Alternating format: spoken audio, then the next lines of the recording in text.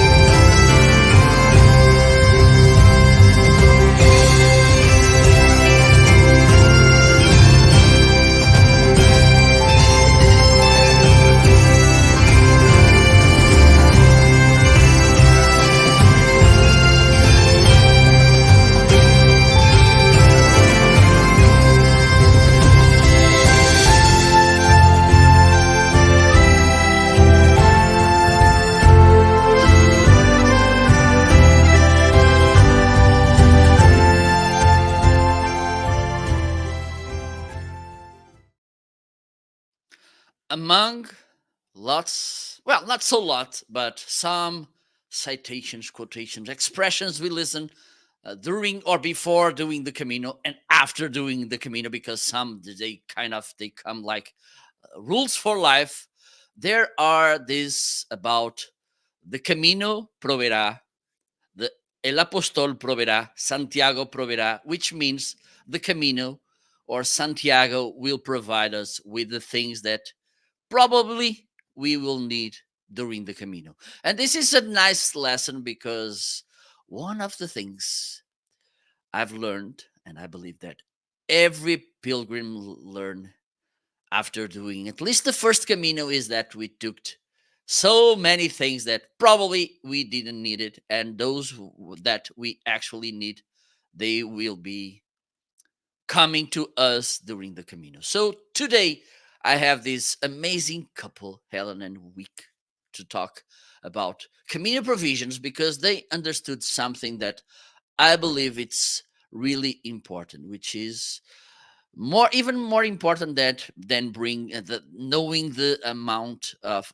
the number of t-shirts we need to take to the Camino and which toothpaste we need to take, is how we should do the Camino, because we have so many Caminos to make, because there's the Portuguese, the central, the coastal, there's the North Camino, it's the winter Camino, the French Camino, the English Camino, and the counting goes on and on. It's important to know what we want to get from the Camino. It's important to know uh, the goals that we have in mind, and sometimes we don't have the right goal, so it's nice to readjust. And they are doing this amazing job about educating the people about the Camino. And there's a different perspective that it's important as well, because I live in Portugal, so I live, as I like to say, I live around not even 150 miles away from Santiago de Compostela. So for me, talking about doing the Camino, being in Spain, it's kind of easy because this is something that I've been doing almost all my life. But the thing is that when you have a little stream of water like the ocean, Atlantic Ocean, and a flight and all this kind of a different language, a different, for instance, cell phone company that you need to buy that ship to in order to work, this is something that you should think, you should be educated beforehand. Now I mentioned beforehand properly. And Hellen and Wick do a pretty amazing job doing this.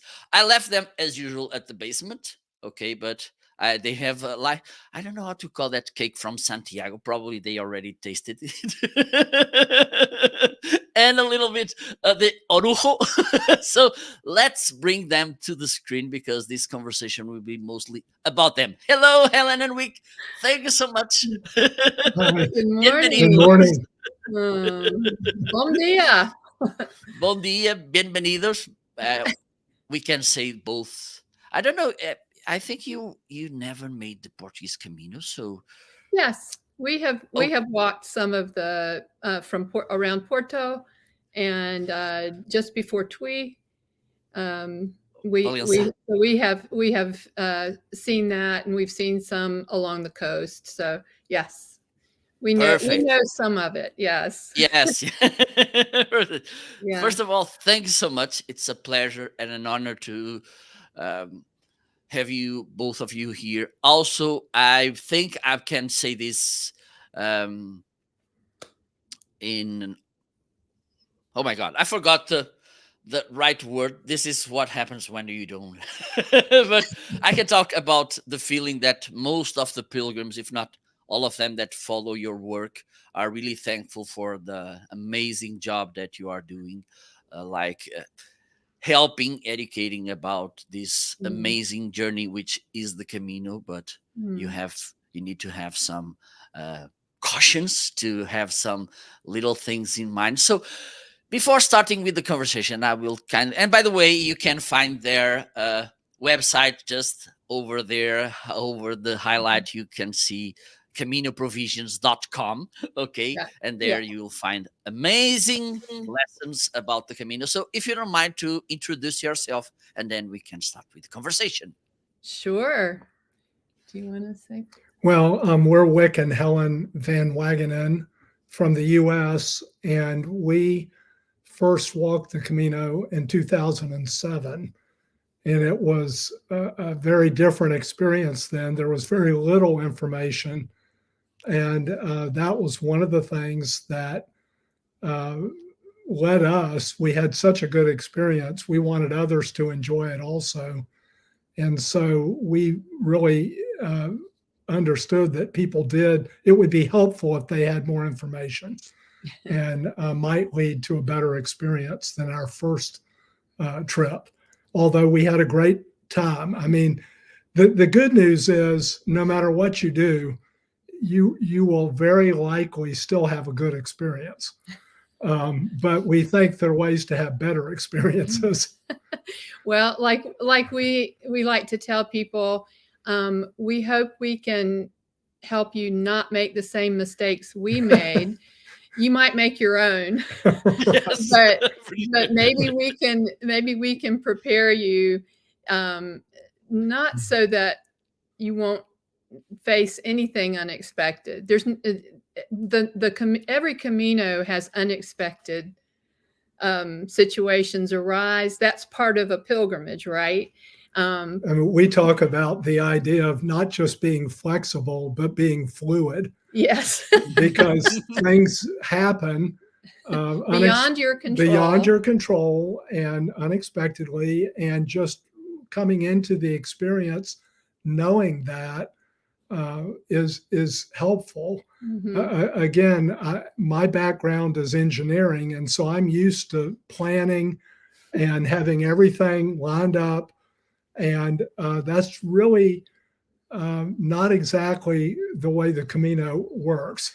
And it's been very good for me to realize that, and that there are many things that are beyond my control. Yeah. And to just give those things up and still be happy. And trust that things are going to work out. Yes. I read something recently I think is so true. You may not have the Camino you wanted to have, but you'll have the one you needed. Ooh. And I think what that meant was on our very first one, we had made our packs way too heavy because I'd never been to Spain and had never done, we couldn't find that much information to prepare us for what it was like on the Camino. So I packed with the idea of, oh, well, I might need this. Oh, I might need that.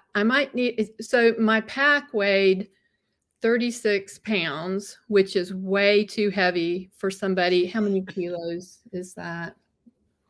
sometimes he can convert Yeah, to probably kilos. 15 or Yeah. Yes, 22 something like Yeah. that. Yes. So yes, way yes. too heavy for me. It would be heavy for me. Yeah, Yeah. be heavy for anybody.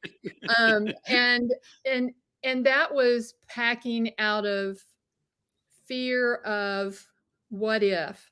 And so one of the things we like to share about the lessons learned are, don't pack something if you're packing it because of what if, because whatever you need, somehow you will have when you need it. And you said the Camino provides is one of the sayings that you hear on the Camino, which is where we took the name Camino Provisions, because there were so many ways that that we were provided for when we needed something. You can't plan everything out for your Camino, but you can do some things to prepare yourself physically and prepare yourself by not overpacking. There are stores in Spain. I don't know. I didn't realize this. and in Portugal.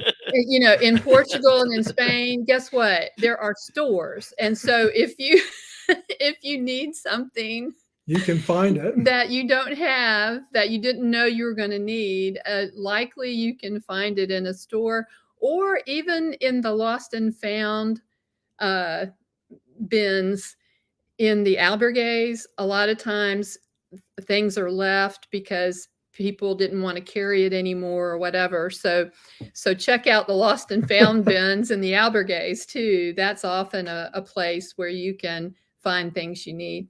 But anyway, I would say just in general, our whole motivation for doing what we do with our website and YouTube channel and Facebook and Instagram to just help inspire people and give information, not to overwhelm you, but just to help you prepare so you don't over prepare or under prepare, and you can have the best experience that for what you decide you're going to walk.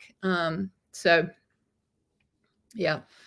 Yeah, and as I said at the beginning, there's this familiarity in Portugal and mainly here in the north, because as I said, I live 2 hours ahead from Santiago, so it's something. It's kind of crossing a big city in the US.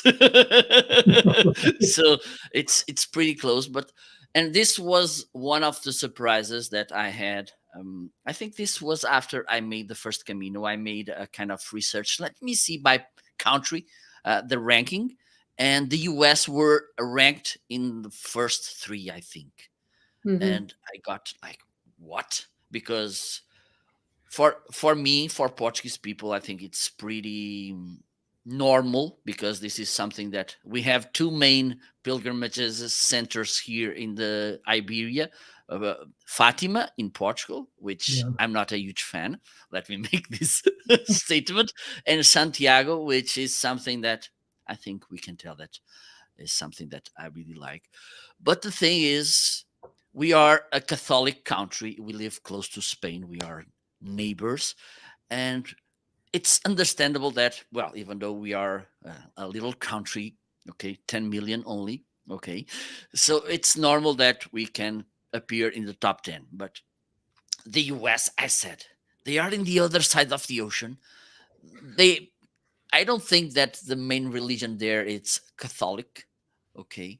So this is something that I want to ask you, and there's a second question also about the logistic that crossing the ocean. And you said both times right now, and you said the first time we talked, and this is important, because if I go to the Camino, and for instance, because I have anything, I can come back easily by train and all this. Right. I can even ask my sister to go, because this was something that happened. My sister, when I was calling like every day to say it to her, look, this is going good, blah blah blah. She asked me, where did I where do you want me to pick you? So it's kind of, but the thing is, and you mentioned this the first time we talked, is imagine that you cross the ocean, and then because you made a not so good choice, and at the middle or in the first journey, whatever, you just think, okay, I have this thing, I can't go on, I'm not having fun, whatever. So it's kind of frustrating as well, because this, and the thing is also about the budget, okay, because I can go to Santiago spending 20 euros, okay, or maybe a little bit less, but I can do this. I can't cross the ocean with, I think. Yeah. Well, it's So like we were talking about the other day on our meet and greet time we had with you. It is a different perspective for people who are coming from such a distance that they are spending hundreds of dollars on a plane ticket, or even over $1,000 on a plane ticket. If you're coming all the way from Australia or some really on the other side of the world. I mean, we're coming from the state in the United States called North Carolina, which is on the East Coast, Atlantic coast of the country. And but yes, the biggest cost of a Camino for people coming from distances is the flight. Typically, that's the biggest expense. And of course, what we were saying to you was that is one of the reasons why we want to we say we want to give tips and inspiration to help each person complete the Camino that they plan, because sometimes I think people try to do more distance than they have time to do, and they end up with an overuse injury that makes them have to stop their Camino. So all the things that we're experts on that, by the way. Yeah, my foot. Well, because in 2007, when I had that very heavy overpacked pack, I ended up with a stress fracture in my foot. I didn't know it for a couple of weeks, but the pain finally got so bad I had to stop and take a bus to Santiago. I couldn't complete my Camino. Wick did, and our son did, who was with us at the time. But anyway, we want to help you prepare so that you will know with the time you have, and with your level of fitness and so forth, and what is your goal? What are the reasons you're walking the Camino? We want you to think about those things before you go, so that you can finish what you want to do, not what a guidebook says you should do, but what you want to do. So, yeah. I'm not adding something. Well, I was going to say, when you're traveling at a distance, normally because of the cost, what we see is people want to have a couple of weeks minimum that they can be on the Camino. And the other thing that you have when you're flying from the U.S. or Australia or someplace, I mean, the U.S. is not that bad because it's only 6 hours different, depending upon the time of year. But it's or 5 hours if it's, I guess, Portugal. yes. But we have, like from Australia, you're looking at 10 hours or whatever. And so it really makes a big difference in your ability to get up and go if you are completely jet lagged. And we would like to say, well, jet lag doesn't affect us, but it does. And both coming and going. Yeah. So we've learned that, we have to account for that. But the big thing that we talk about with folks is do you want to see Santiago? Is that a goal? Is getting a Compostela a goal? Is just seeing pretty countryside and having a more quiet area of the Camino, meaning fewer people? Is that a goal? What are some of the things that are important to you? And people walk the Camino for all types of different reasons. Yeah. Sometimes it's almost an outdoor adventure, and other times it's a spiritual retreat. And so each person really needs to think about those goals and those things, because based on what you're trying to accomplish, your Camino may look different from someone else's. And the thing that we say over and over to people is your Camino is your Camino. It's not. It's you. It's about you. That's right. And you don't have to be concerned, oh, well, I'm doing it differently than this person. Or these people think if you're not carrying a heavy pack that you're not a real pilgrim, or if you're not staying in albergues even.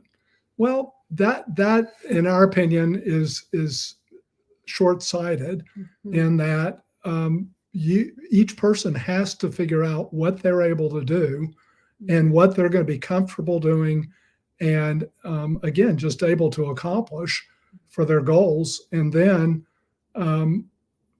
work through, this is what we're going to do.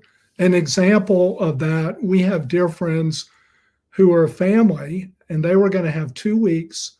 Then they'd already been in Barcelona, and they were asking, should we go all the way to Santiago? Shouldn't we? And we finally, after asking a lot of questions, they finally said, we really just want to be together as a family. We want to have quiet, spiritual time, and we want to see pretty countryside. So we ended up suggesting to them that they walk from Pamplona to Burgos, because you're walking through wine country, and it's not a super busy, generally busy part of the Camino as far as people, where you're walking in a line of people or whatever.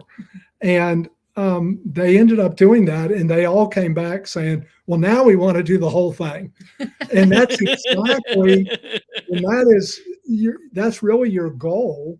Part of your goal is, if you then can go home and explain to your friends what you did and why, and be happy about it, where either you want to do something like that again, or you can share with your friends and they'll want to do it.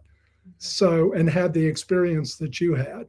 So those are, again, just some short examples of the way we look at things.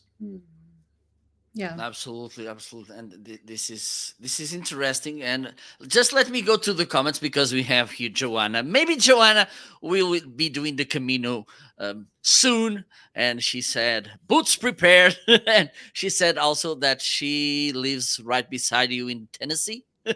Oh yeah, right. That's very close. Just west, yeah. Hi, Joanna. And when you mentioned your challenges, she sympathized with me, because one of the things I've been talking since I did the Camino, also to kind of help people prevent the terrible blisters. We will be talking about them. I think right now we have better things to talk about than blisters right now. But blisters can change your life for the worse. So. Yeah. Yes, they do. Believe me. Yeah. They do. And just because you mentioned the fact of these different time zones, and the first albergue I stopped in, the first Camino I made, it was in La Guardia. And I've heard this lady from Canada complaining about people from Korea that they woke up too early, 4 a.m. in the morning. Oh my God, these people are crazy. And I said, well, because they live in a different time zone. And she said, kind of even more fired. Yeah, but they are in Spain. Yes, but they live the whole year with that schedule, so they won't come here and suddenly they skip. And okay. And I believe that this is something that we should realize as well, and we should be aware this specific things about cultures, about different people from everywhere, and we can say everywhere with caps lock, because if you are from, for instance, the Japan, China, Korea, they live in a different time zone, and they don't change that biorhythm in 2 days. Okay, so probably they will be the people getting out of bed sooner or earlier in the morning and doing the things, moving those bags, doing the shh noise. Rustling zipping the zippers and rustling the Velcro, ripping open things. Yes. We've been in Albergays, and the battle of the morning rush is. Yes, and this is something that you mentioned. I think it was Younique. You mentioned this, and this is one of the important lessons about the Camino. As we said, and we agree on that, the Camino, it's about me, not about what the others say, about what the others think. It's about me, my goals, what I want to accomplish during the Camino, whatever. And I've seen this a few days ago again, because there are some people that, and I believe this is more an European thing, because we are ancient countries. We think that because this was the way that it was made 100 years ago, this is how you should do it now. And for instance, this crazy thing about you should carry the backpack. I feel better right now because I can carrying my backpack, and it's a heavy one. But it's me. If you don't feel good, if you have any health problems and you don't want to carry a big backpack, 75 liters backpack. You are crazy, Marco. You are crazy. Well, let me share this. This is a true story. The first time I went, there was a big friend of mine that went. It was the one who invited me, and he, for instance, he made a bag for each day, like Monday this one, and in each one of them he had the shoes, the socks, boxers, and a shirt. And I didn't. It was 8 days, and he took one bag for each day. Wow. And I look at the thing is, he was wearing an M. I wear an XXL. So just with that, with the extra, it makes a huge difference. But the thing is, people think, okay, this is how, for instance, the ways, because sometimes the way, it's that way, and you can't go in the other street. You should go this street. And let's think about the first Camino, the Primitivo. They call that Camino the Primitivo because it was the Camino that the king made some years ago, I believe, from Oviedo to Santiago. Yeah. Do you believe that the king made the Camino walking, and that he made the Camino and stayed at the albergues? Do you really? I don't believe that, but I don't have any actual knowledge. No. So the thing is, because I had some other activities here related to traditions and this sort of things. There's this problem when we somehow lose track because there were no recordings. It was kind of something really ancient. We kind of start figuring how things were, and we want to keep them like they were on that time today. And it's crazy because we can start saying, okay, so you should not wear that boots because the ancient pilgrims, I don't believe that they were wearing Morel or Salomon's boots. Yeah, right. So this is something that we should have in mind. I wanted to bring this because you mentioned the fact that some people, they want to stay at one night or the whole journey on an hotel instead of albergue. For instance, because if I really need to sleep, staying at an albergue could not be the right decision. And I believe that it's better to do the Camino in a good shape, in a good mood, okay, than doing it like, oh my God, I'm feeling tired and I don't feel strong enough to do this because I need to sleep at the albergue with people snoring. do you have this different perspective? I believe you do. So if you want to share, for instance, why you should stay in albergues, why you should consider it. This is not a law, it's just possibilities, and this is something that you said the first conversation we had, and I truly believe in it's the way it should be said. Okay. Yeah. What we should consider about both options. I think, what were you going to say? Well, I was just going to say one of the really great things about particularly the Francaise is there's a lot of what we call infrastructure, meaning if you want to stay in albergues, there are lots of them. If you want to stay in a hotel, there are lots of them, all different price ranges. Sizes and and the other thing, let me just go jump ahead. in. Yeah, Mhm. There's so many different types of lodging or Yeah. Oh, yeah. accommodations. And the biggest decision, the biggest way people decide about that is probably budget.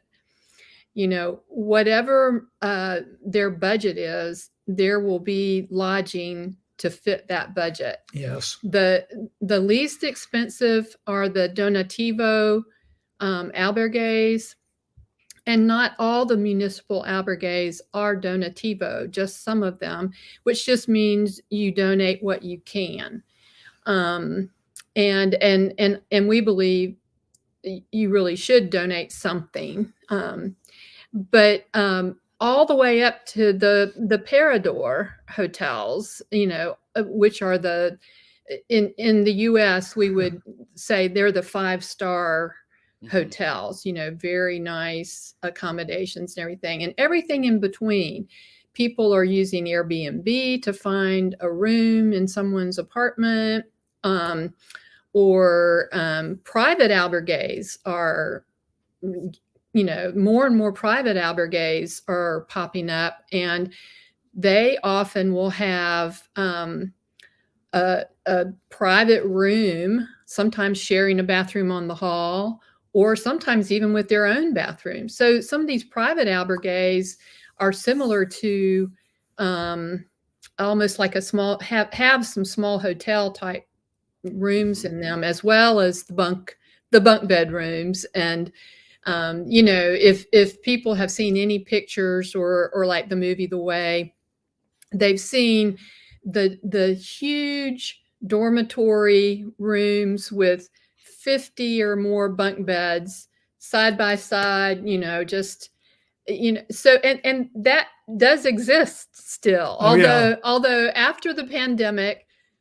they have taken some precautions to divide spaces better, so you're not breathing the same air as the person next to you. But I just want people to know that there would be a bed for you for your budget, and depending on what your budget is, and then you've already mentioned, Marco, what your needs might be because of your health, or you just need, you've been staying in albergues for 2 weeks and running on about 3 hours of sleep because of what we call the snoradors. I did not know somebody could snore as loud as the French cyclist above me in a bunk bed on our first Camino. I have never heard of a human being snore that loud. But anyway, another story that I really liked from our first Camino was Helen had to stop walking and bus on into Santiago, and I was still walking. And I ended up staying in this hotel. Can't remember where right now, but anyway, I went down to dinner, and here was a Canadian couple. Well, and as you do, often you join other pilgrims at their table. Anyway, and again, I'm by myself. We don't know anything about the Camino other than that we're on the Camino. Yeah, the two of us don't know much of anything at that time. On that first trip. And so I start talking to them. Well, this is close on, getting close to Santiago. Well, this man is 82 years old and his wife is 73 years old. And they told me, they said, they're from Canada, so that's how we can speak. He said, this is the third year. We have given it a couple of weeks each year and we'll get to Santiago either this year or next year. And they said, we never walk. And this is how they were doing this. And it was so interesting. We always stay in a hotel because that's what we need to sleep. We use the pack service. I said, what's the pack service? The Man. The transport service. Yeah, we didn't know about it. Didn't know about it. I said, what is that? That sounds great. Excuse me? And then they said the most they walked in any day was 6 miles. And that was sort of their rules. And that was what they could do. That's what they could do. And they were following. And it made such an impression on me because they were doing their Camino. Mm-hmm. And it was working for them. And they were going to get to Santiago. Mm-hmm. And so they were very successful in what they were trying to accomplish. And again, it was just a real learning thing. But anyway, the good news there was also hearing about the pack service. Yeah. Because for Helen and I, we're a youthful 70 and 69, and the pack service has meant a lot to us. Last year, we, for the first time, actually walked the entire Française from Saint-Jean-Pied-de-Port all the way to Santiago. And took 52 days. And a lot of you would say 52 days. Well, we like to laugh about it, but we call it our slow Camino. Yeah. Because that's Camino. That's right. It's what we could do. It's what we could do. And not get injured and keep going. And we can honestly say neither one of us ever had a blister on that trip. No injuries. No injuries. And You're making me jealous. And we were very, but we had the time at this point in our lives to do it that way, and it was a huge blessing. So we're so glad we went ahead and did it.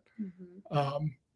So anyway, you learn these things, and that's what we're trying to share with people, so that however you decide to do your Camino, mm-hmm. you can feel confident that you're doing what's right for you and that it's a Camino.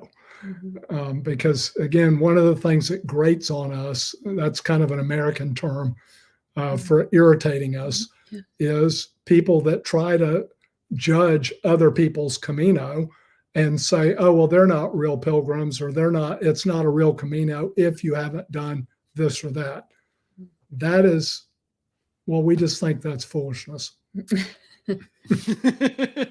Yes, and again, I think I mentioned this the other day, but for instance, when I went to the football game on soccer last Sunday, I went with two of the guys that driving with two of the guys that, well, they were who organized the Camino, because one was kind of a veteran, and mm-hmm. we were talking about this, and because there's some people that I think they kind of over romanticize as well the Camino, because I believe this is something that happens as well, because they think that the Camino changed people, and but the thing is, And you know, because you are really often watching Facebook groups and pages, and sometimes you see people with a lack of tolerance about others' questions. And well, sometimes, let's say this, sometimes the questions they're a little bit, but if you say, okay, I made a Camino, I'm another person, and then the very next moment, you are there. Oh, blah blah blah blah blah blah. Shame on you. You're not a real pilgrim. For instance, one of the things I saw, the Camino ends at Santiago. If you go to Muxi or to Fisterra, it's tourism. And I said, why? Because you have there that bench with the 0 kilometer of the Camino, and you're telling me that it's tourism. What's the point? It's crazy. And this is one of the things that we should understand. Another thing that, at least I think we should think about it, because we live in a so competitive world, okay? And sometimes I think that some people, they make a little bit misconception that they think that the Camino, it's a marathon, that you should come there first. They wake up really early, not because they want to avoid this is the hot afternoon in Spain, but just to say, I arrived first at Santiago or to the next town. And they kind of miss those pictures, the nature, that landscapes. Any thoughts on this? Because I believe this is also about enjoying the Camino, not going from point A and trying to be at the point B as fast as you can. Yeah. Well, again, there's a wide range of how people make the distance. We when we were walking last fall, there was an organized group of people who were actually running the Camino. Yeah. Oh, They were in running clothes and just had their Camelback water to stay hydrated for their run. I mean, I'm serious. It was a group run, and they were all kind of spread out, because the different speeds and stuff. yes. But that was how they were choosing to do it. Maybe they only had 4 days, and they decided they wanted to do that. Maybe they had walked other times and done it in another way then, or maybe this was to see if they wanted to do it again. I don't know. But again, I didn't judge them, but I did think to myself, I couldn't have done that. But the other thing to say about the way people are doing the Camino now, there's a lot of discussion, and some of it's not very friendly, about people who use a tour company to help them arrange their Camino accommodations and so forth. And we have not personally done that. Not yet. But I looked into it so that I could answer questions about it when some of our fans ask. I'm certainly not going to dismiss that as a way that people can walk the Camino.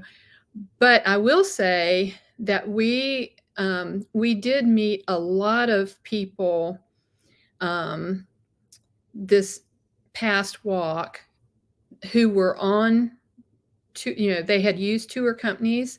And again, there's some really good ones out there. I'm not going to say anything disrespectful about them, but I will say that the people that we ran into more than once, because we were kind of on the same pace with them, wished they were doing what we were doing, because they had to stay in a certain place on a certain day.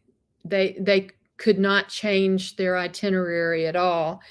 And so they were feeling kind of discouraged and rushed to see, like you're saying, to really just enjoy the beauty of the Rioja vineyards and enjoy the beauty of the mountain landscapes and the things that you get to see. They were often missing that because they had to keep to the itinerary laid out by the tour company. So I want to encourage people not to, there are good reasons for having a tour company arrange things for you, but don't make that choice if you're just out of fear thinking, well, I wouldn't know what to do, or I don't think I would be able to find my place or find food or whatever. I mean, I can just maybe give those people some peace by saying, just kind of relax and have peace into your walk, and you will find what you need to eat. You will find where a place to stay. Now, we did end up booking a few things ahead so that we would have a place in a city that we knew was having a big festival or something like that. But people need to realize that it's not that hard to arrange things for yourself, rather than having to keep to a tour group schedule. I think one lady said it. She said, "So you're just walking at your own pace?" And we said, "Yes." Oh, that sounds so good. Well, they had been truthfully a little over optimistic about how far they could walk each day, and they had not built any rest days into their itinerary. And every one of those groups, people were getting foot problems, knee problems. They were right. So what we would say is we see a lot of value in the tour group concept because they do know what the infrastructure, what's available, and they can help you. If you say, here's my budget, they can help you stay in that. Now, the thing though that we would also say is you can tell them, here's what we think we can do, and you need to be realistic about that on a daily basis, and the fact that, hey, we're going to take a day off every week or a day off every fifth day or whatever you decide you want to do. And when you get to a city like, say, Burgos is a great example, or Pamplona, really nice, Leon, really nice places that have things to see, you can say, I mean, because you can build these things any way you want. They may try to kind of push you into their canned itinerary, but you don't have to accept that. You can tell them, we want to have an extra day in these cities to see some of the things, and we want to take a day off every week or whatever you have time for. Okay. So, yeah. Anyway, those are things that we've liked. Marco, I wanted to ask, have we answered Joanna's question, or did she have a question about footwear or? Well, this is something that I'm going to address now, this kind of more, how can I say, micromanagement. Practical. Yes. By the way, if you're not watching this live show on Amazon, I truly recommend for you to go to Amazon. How you can do that, you go to the video description. There's the link, marketing.live. Okay. Because right now, I have highlighted the book that Hellen came. A guide about the Camino. Okay. Are you thinking about a new edition? I have not thought about a new edition. No. I think the guidebook is more about helping you prepare for your Camino than it is a guidebook with maps or albergue listings of albergues. It's just meant to help you prepare and kind of know what to expect when you're walking, which is what we had no concept of on our first Camino. So Absolutely. So one of the things, Joanna, it's so not too expensive other than air trip, and I'm good with flexibility and packing light. Yes, you should. You should. right. And let's the walker have open mind while traveling. Absolutely, absolutely, open Yeah. senses. This is truly important. And another thing, and this will lead us to the next section about gear. We don't have time to go too deep, but we can kind of at least talk about, in my opinion, the two most important things when we talk about the Camino, which is backpack and Footwear. footwear. I'm not talking about boots or shoes, because the socks, even though you may think they are not important, they are really important. Oh, And yeah. I've learned some important lessons about the socks. But the thing is, one of the things, and in this case, I'm gonna focus mainly in feet. Listen to them. This is pretty important, because sometimes we think, okay, I need to run, I'm not hearing you, I need to go because I need to follow my group, I need to be closer to my group, and you end with blisters, and we want to avoid by any means to have them. Yeah. So True. do you want to start with foot, or Sure. We can talk okay? about that. Well, let me say, first of all, that on our website, which Marco has put there in the bottom of the screen under our video, we have a section on gear demos, and we have a whole section on footwear, what we call your footwear system, which includes your boot or shoe or sandal, whatever you're going to wear, your sock, and whatever kind of friction prevention you're going to use, glide or trail toes or Vaseline petroleum jelly, whatever the Spanish or Portuguese equivalent of that is, to lubricate your feet. We've got whole videos on that on our YouTube channel and blogs on it on our website. The other thing to know is that whatever footwear you choose, be sure to get a proper fit. Wear it all around the store, whatever they allow you to do. We have a couple of places here in the US, REI is one. You can actually take them home and wear them and return them if they're not right. But we would just say, we call it trail test all of your footwear system. You want socks that have wicking capability, which means to draw moisture away from your feet as they sweat, because moisture and heat and friction are the things that cause blisters. And like we talked about the other day, the best way to take care of blisters is never to get them. Absolutely. So look up how we have a whole thing on foot care. Yeah. And also a whole demo video on our YouTube channel about lacing techniques, because this is something we did not know for a while. Just there, even with the best fitting shoe, if you're walking 10 miles a day or 15 kilometers a day, whatever you're walking, your feet are going to change during the day.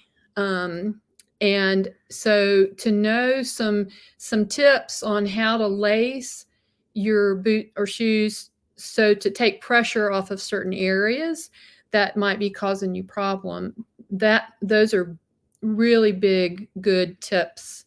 But trail test everything from your undergarments, your clothing, everything, because everything needs, you need to know, if I'm walking in this for 4 to 6 hours a day, is it going to be comfortable at the end of the day too, and not cause chafing or not cause some sort of problem?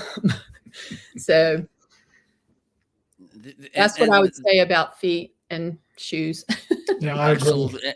And the thing is, and have that in mind, because usually, even that people that in the weekend they go for those hiking journeys, the thing is, you are doing a hiking journey during at least 1 week, so you don't have time to recover. And this is important, because okay, I had this blister on Sunday, I have the whole week or even more to treat it. At the Camino, you don't. No. Right. No. Right. Well, that's the thing. We talked about this too, Marco. A lot of people mistakenly think, oh, well, I hike every weekend. Well, hiking for all day Saturday, even Saturday and Sunday, is not the same as getting up every morning, day after day after day, 30 days, 40 days, however long you're going to walk on your Camino. For us, it was 52 days. It took us that long. But if it had taken longer, it wouldn't matter. But if you're going to do that, you need to figure out, well, what can I sustain without injury? And that's how we try to help guide people, is sure, we could walk 20 miles one day, but then we would have to have 3 days to recover before we could walk. So for us, it's around 10 miles, or what is that, 15 or 16 kilometers? I don't know. I don't have my conversion That's in my close. head.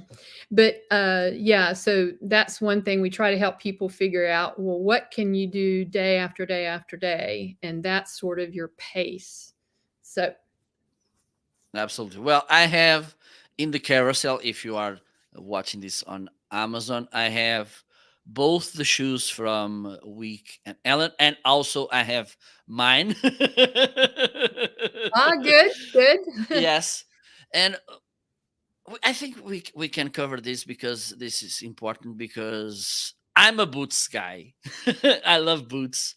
And main reason, it's because I'm 6'2".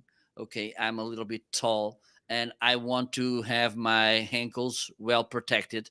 Okay, Mhm. and also there's this second reason, is the fact that I want to avoid those little rocks getting inside my foot and boring me, because it's a little bit annoying. I think you like most shoes. Yes, but let me just add, we did wear boots on our very first Camino, and 2007. A lot of technology has changed with footwear for the better. So now we do prefer a hiking shoe, and the ones that we use are Merrell Moab.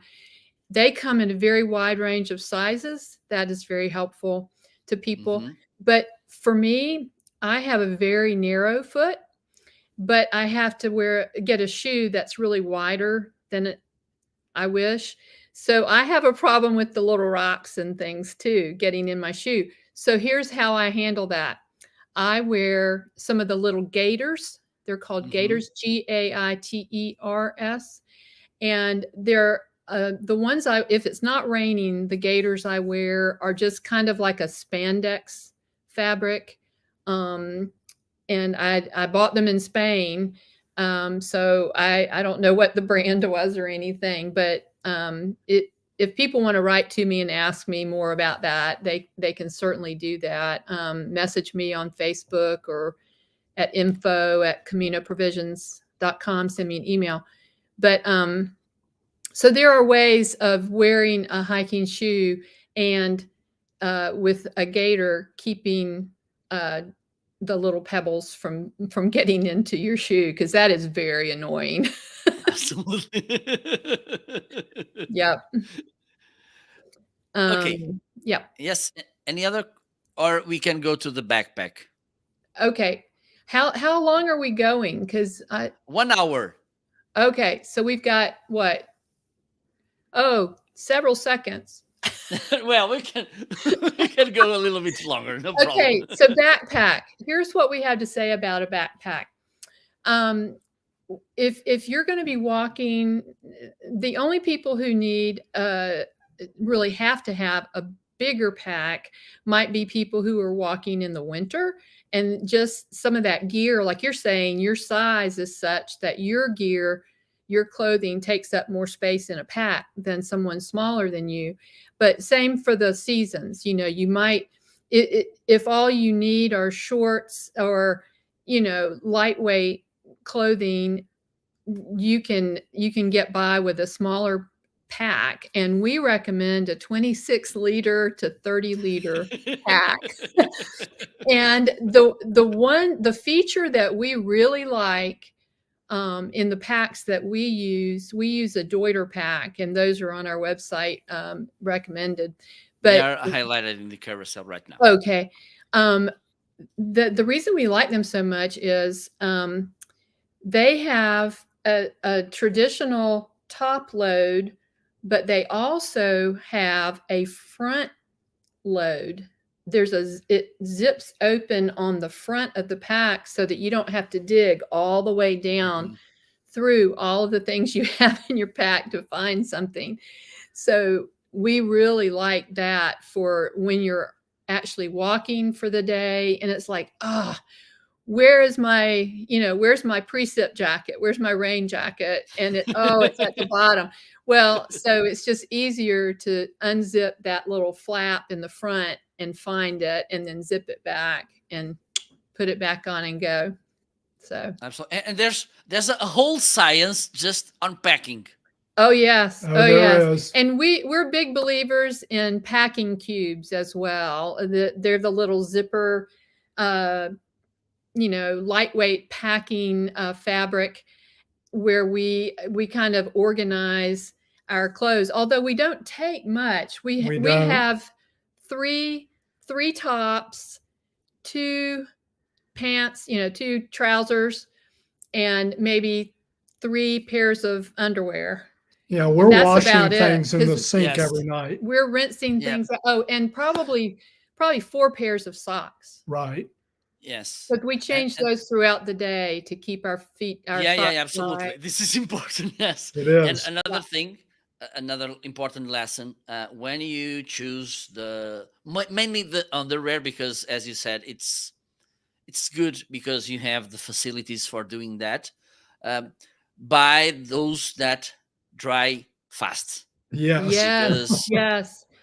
This microfiber or merino wool, those are some fabrics that are known to be moisture wicking, and they dry fast. Some of the tech companies have their own brand called Dry Fit and various things like that. Anything that dries fast. But we even have a video on our YouTube channel about how to help get your clothes dry faster using a towel to squeeze it out. And it's a method that Wick developed that I had not seen before. So people are saying, "Oh, this is really good. This really does help." Yeah. So anyway, so you can watch that too on our channel. But anyway.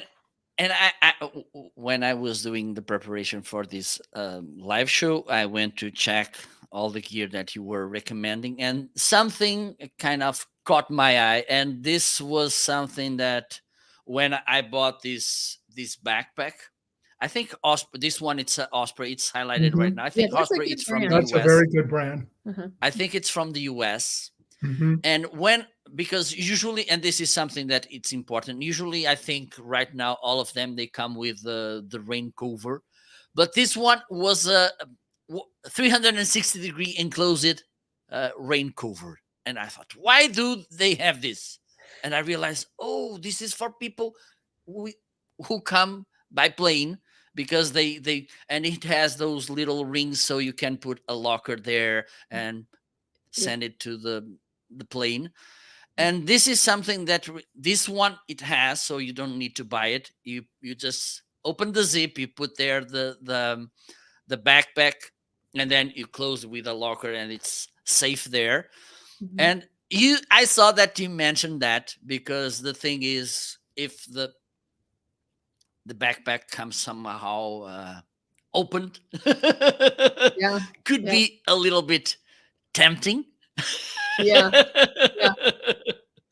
Yeah. So I believe this is something. Do you want, because do Well, you realize that the first time the need of this, or this was something that you we just saw? did. Well, Okay. on our very first Camino, we used much bigger packs than we use now, which is how I got mine so heavy, which I do not recommend. But anyway, they would not fit in the overhead bin because they were so big.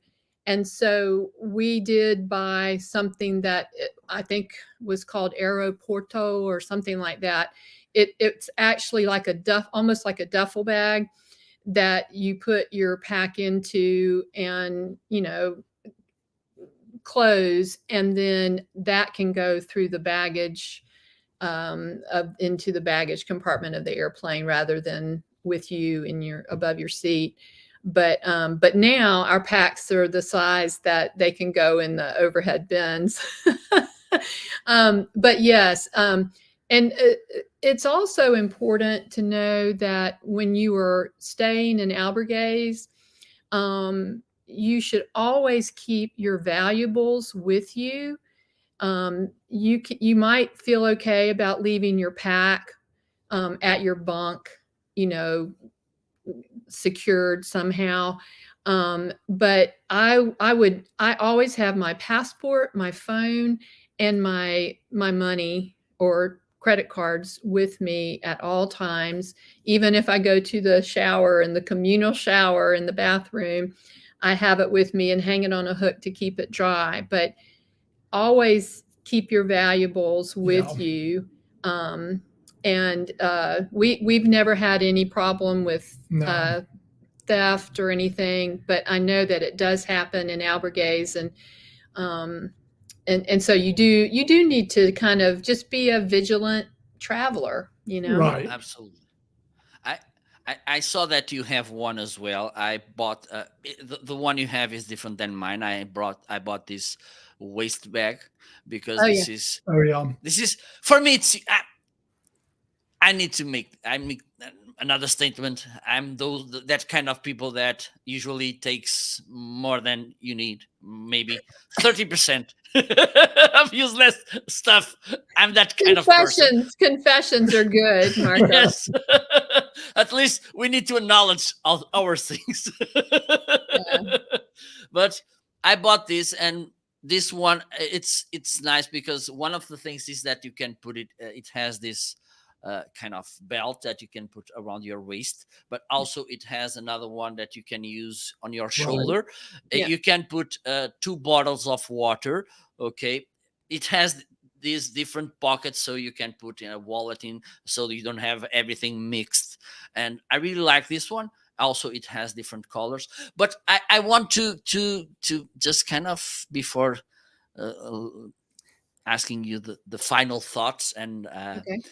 tips, one of the things that it's pretty important is fasten everything really well. It's your body. If you don't feel that your backpack or your shoes are part of your body, they are not properly fastened. Because I had these 2 things with my backpack in the last. This was the first time because I bought it in July in Prime Days. So this was the first Camino I made with my backpack. Both, how do we call this? The straps in the shoulders. Shoulder And strap. that kind of belt one was Waist not belt, foot belt. properly fastened. I moved, I don't know, maybe not even 1 centimeter each. It was perfect.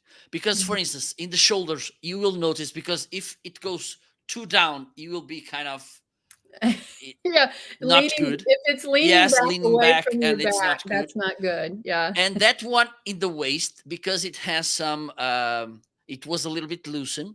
It was frictioning with my hips. Yeah. And not good. Right, right. It's amazing where you can get blisters. Yeah. My Yes, first yes. blister on our first Camino was actually on my collarbone because my pack was so heavy in that case. And my pack was sitting where it was supposed to sit on my hips and, you know, distributing the weight well, but it was too much weight.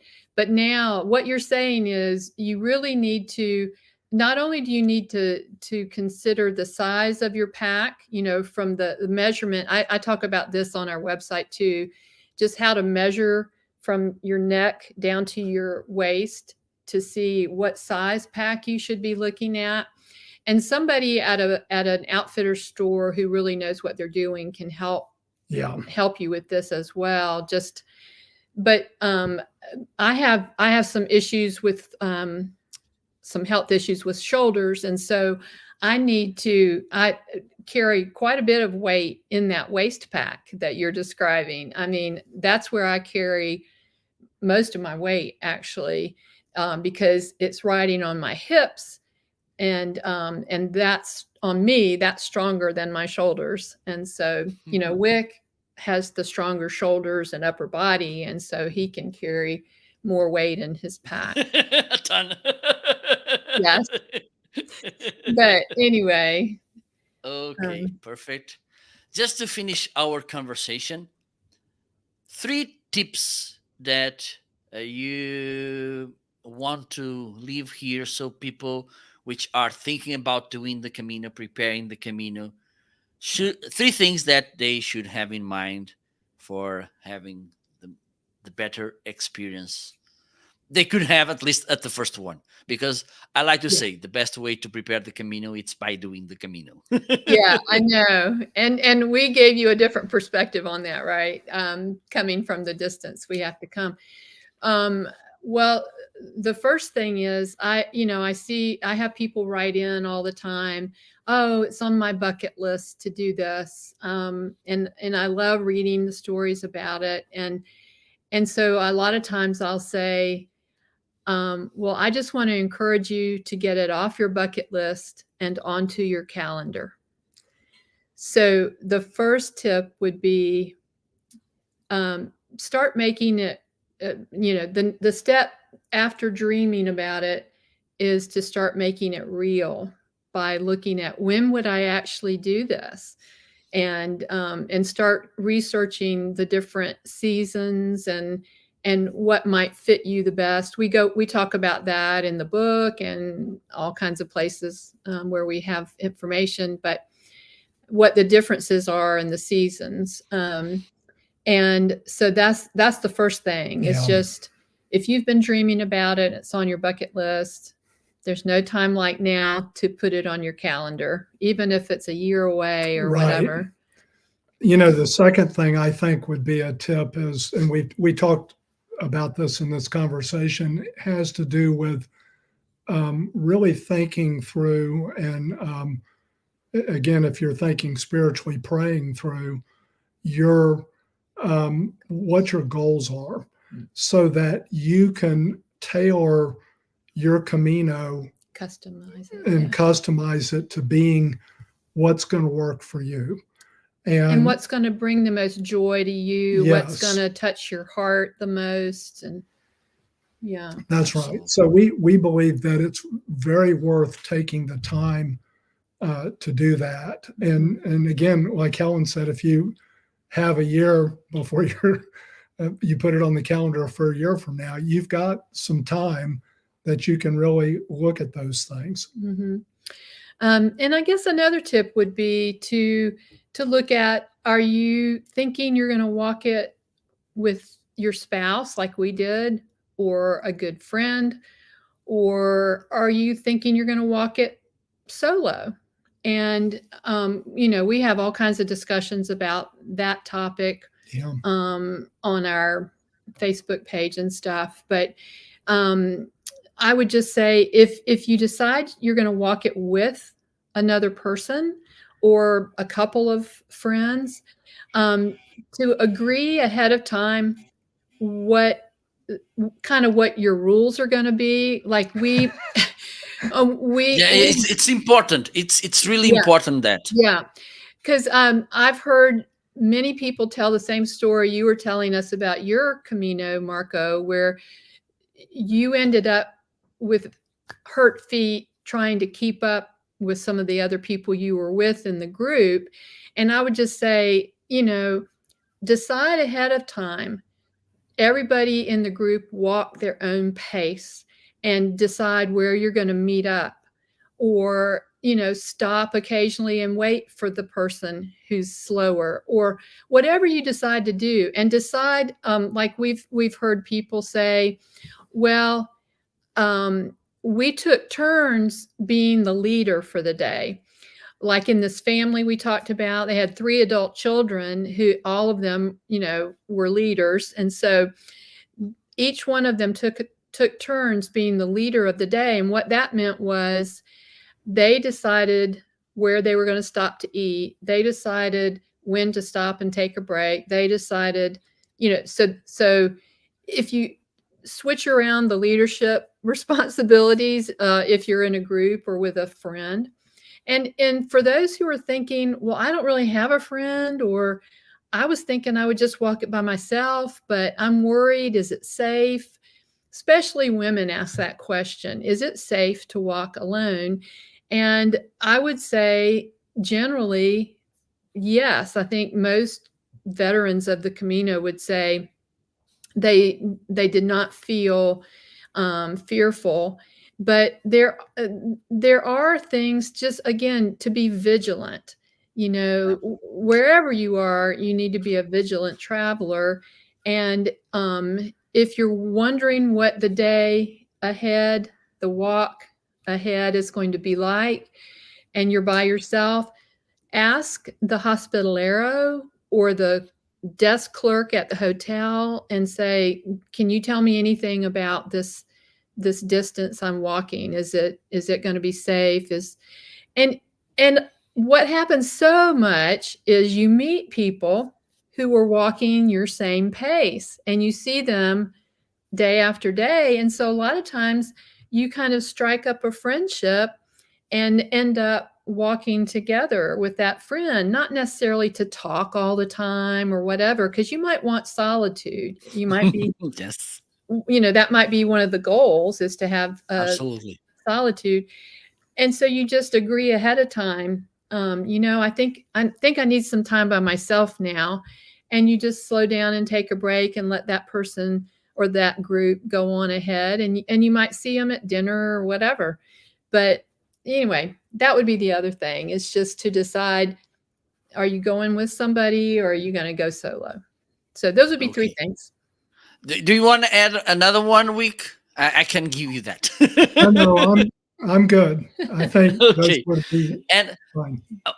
before asking, because I think this topic it's really, really important, because at least the first Camino, it's kind of difficult to go all by yourself.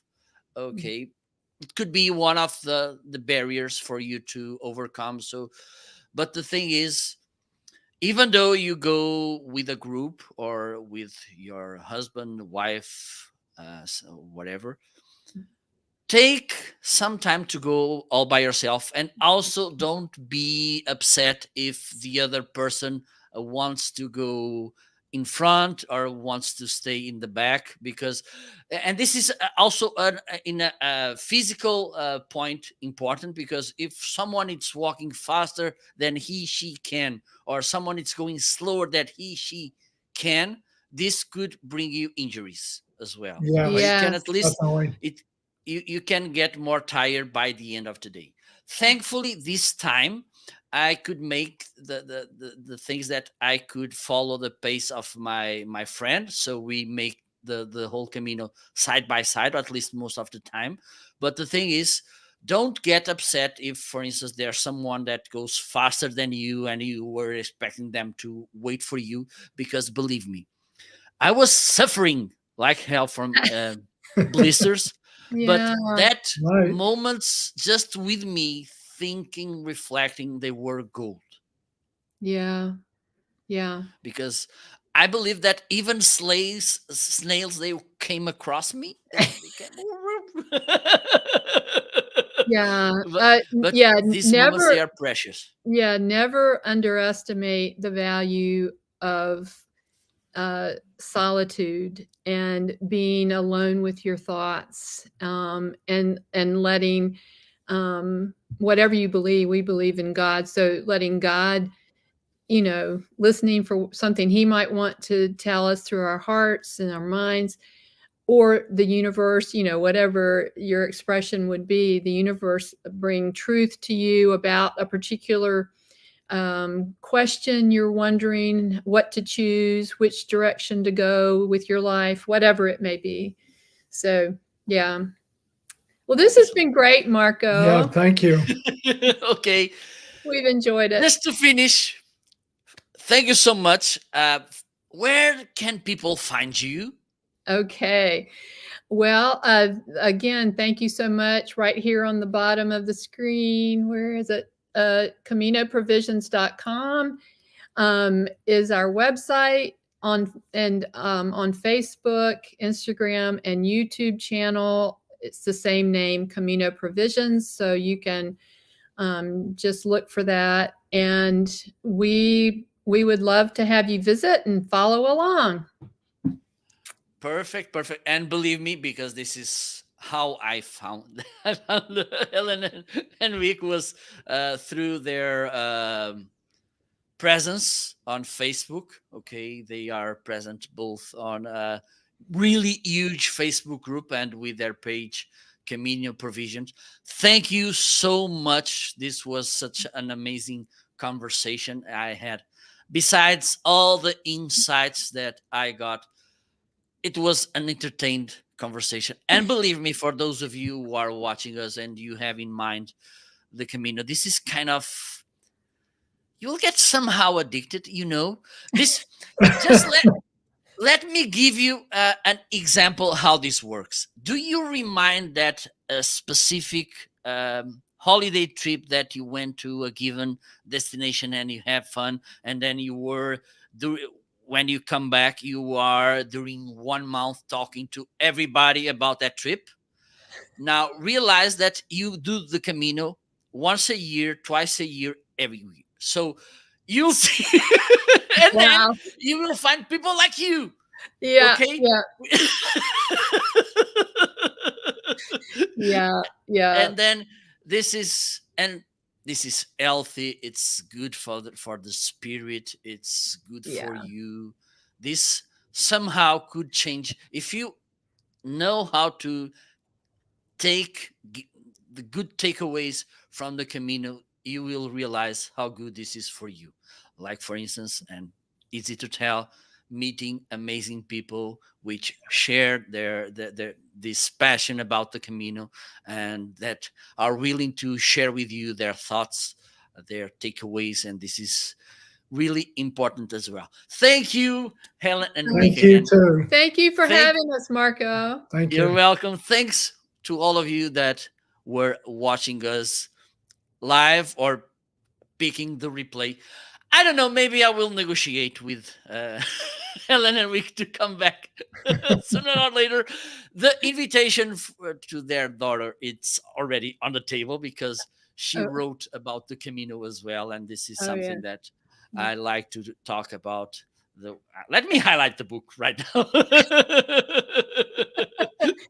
Yeah, our daughter wrote a wonderful story. It's a novel. It's fiction, but it's based on the type people that you meet on the Camino. So it will resonate with people who have walked, and it will be very entertaining for everybody. Absolutely. So.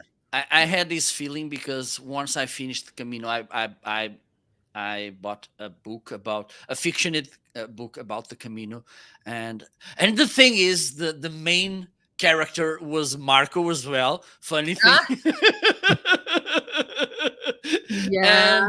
And lots of things, they resonate with my own experience. Okay, so this was a funny thing. So thank you so much, and thank you. You're so welcome. Yes. Yeah. Buen camino. Buen camino. Bye bye. Bye bye. Bye.